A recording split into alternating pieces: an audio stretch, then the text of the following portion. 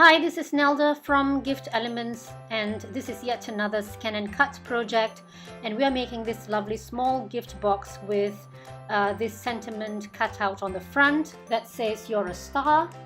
The design also includes panels that you can use as decoration around the box. The box lid opens from the top, and inside you see there is another panel that you can use to reinforce the bottom of the box.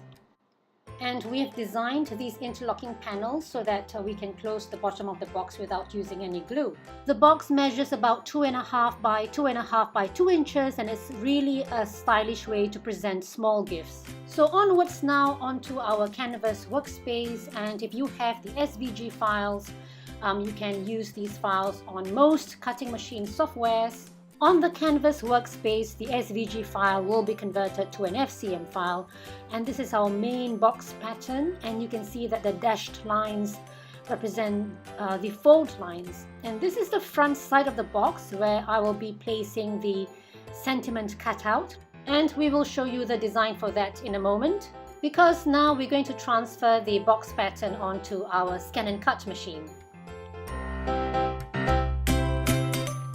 And introducing again our brother scan and cut machine, we've got the CM900 model. This means that the connection between the canvas workspace and the cutting machine is completely wireless. So what I've done is I've just loaded an A4 size cardstock onto the sticky mat because our box pattern just requires an A4 size sheet.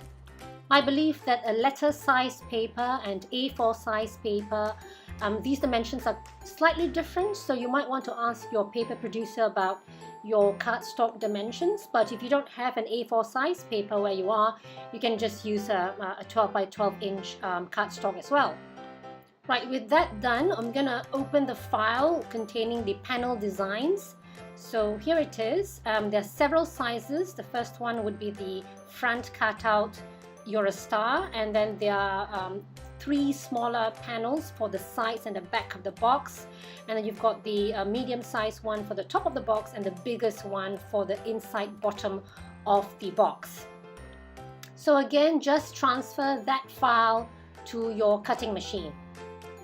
So while I'm retrieving the file, I want to explain that I've used a plain cardstock to make the main box, and now I'm using a patterned cardstock to make the decorative panels as well as the sentiment cutout.